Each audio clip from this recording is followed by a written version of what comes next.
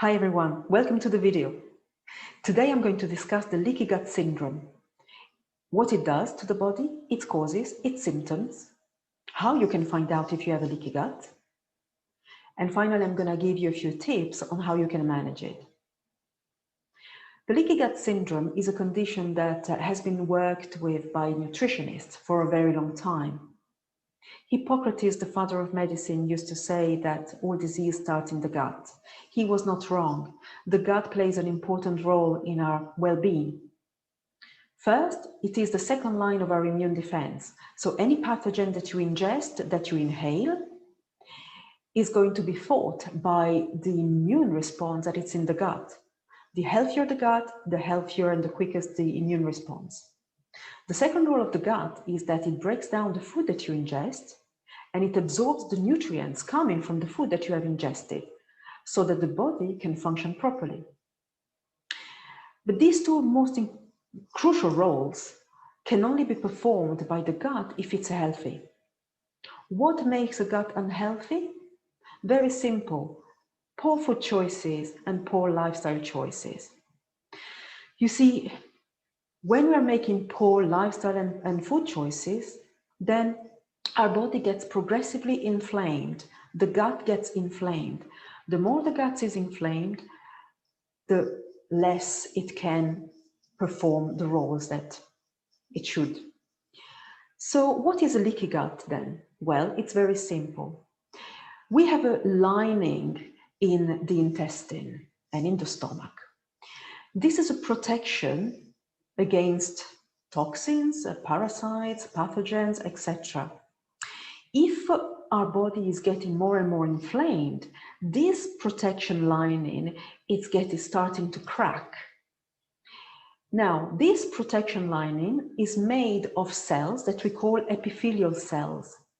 They are attached together by tight junctions. The role of a tight junction is to let pass the nutrients from the intestine to the bloodstream. But as our body gets more and more inflamed, and as we are seeing more and more cracks in the protection lining, the tight junctions are widening up, detaching pretty much the epithelial cells. And by widening up, they're allowing the entrance, the passing of substances, of particles in the blood that are not nutrients. So for example, you can find in your blood toxins, chemicals, pollutants, pieces of food, parts of food, very small, but things that should not be in your bloodstream, and they shouldn't be in your bloodstream if your tight junctions were not that wide, if there was no inflammation in the gut. So what causes this inflammation? We mentioned poor diet. So that would be something like processed food, ready meals, sugar, gluten if you're intolerant to it, soda drinks. You can also have alcohol consumption, can inflame the gut. Smoking inflames the gut. Medications can inflame the gut. Stress. There's also another aspect, which is the potential of some genetic predisposition that could increase the chances for a leaky gut. So what does this do to the body? That's where it's very important. A leaky gut can lead to many conditions.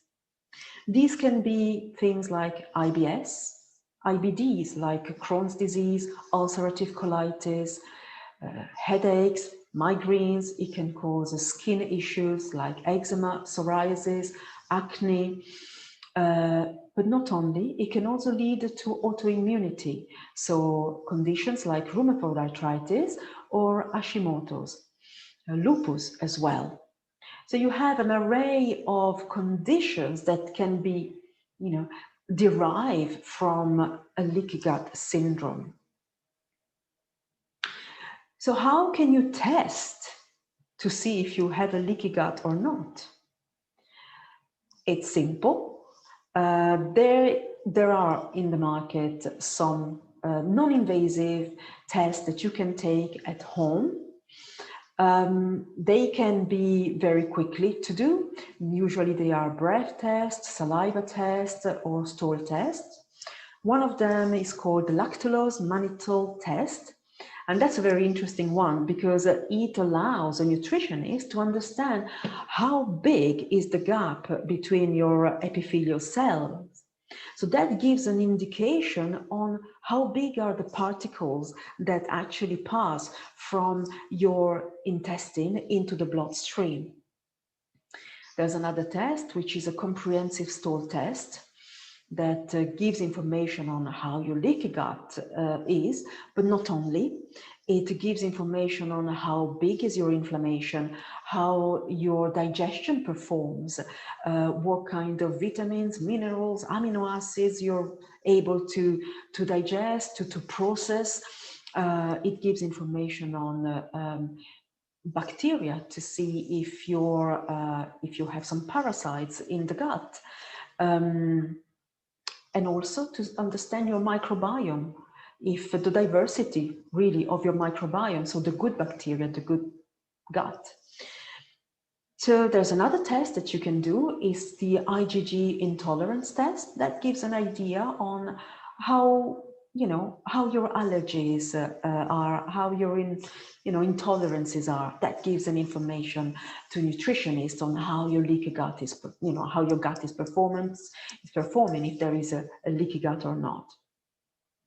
One last thing is we haven't talked about symptoms really, but the symptoms that you can get from the leaky gut are really vast.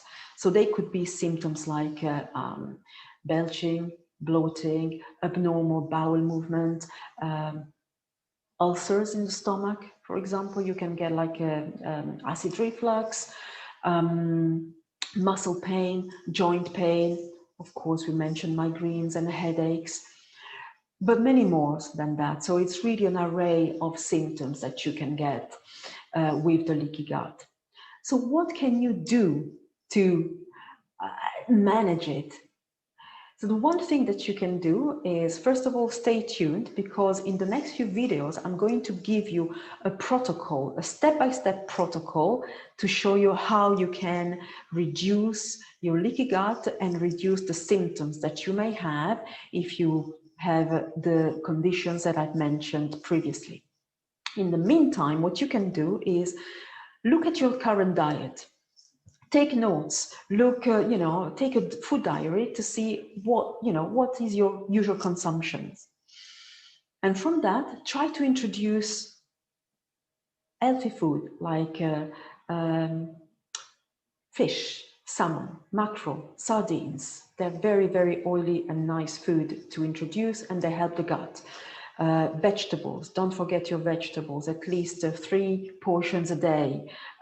Make sure that you are choosing different colors, green, orange, purple. Try to see how much is your alcohol consumption and see if you can start reducing it a little bit to reduce the inflammation.